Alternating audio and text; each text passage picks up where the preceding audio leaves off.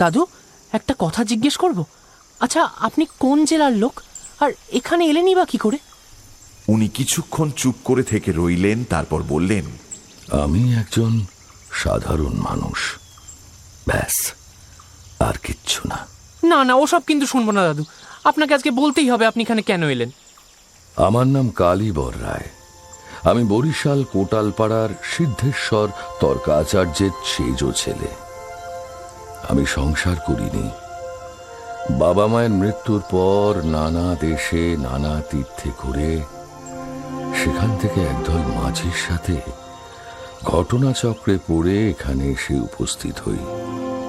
এই জায়গার নির্জনতা আর এর চমৎকার দৃশ্য দেখে এখানেই থেকে গেলাম। সেই কবে থেকে আছি এখানে, তবু এখানকার দৃশ্য দেখে দেখে ফুরোয় না যেন, আর এখানেই আমি থেকে যাব সারা জীবন।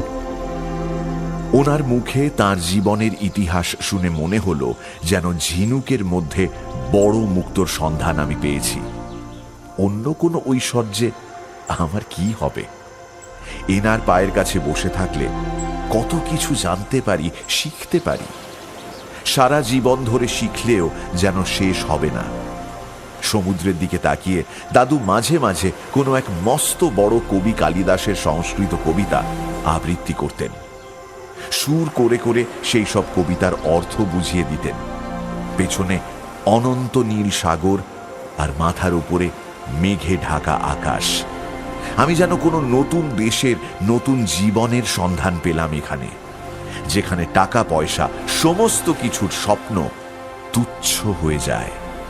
শুধু মাঝে মাঝে বাড়ির জন্য মন কেমন করে উঠত।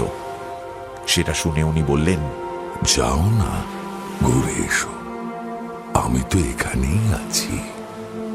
এবার বদরুদ্দিনের নৌকা এলে ওদের সঙ্গে যেও। বেশ কিছুদিন পর বদরুদ্দিনের নৌকো এলো। ওনার কাছ থেকে বিদায় নেবার পালা। উনি বললেন, আমার কাছ থেকে কিছু একটা নিয়ে যাও। বলো, কি নেবে? কিছুই না, কেবল একটা মুক্তো নেব আপনার হাত থেকে। খুব বিস্মিত হলাম। তুমি ছেলে মানুষ, এ পরীক্ষায় উত্তীর্ণ হওয়া সোজা কথা নয়।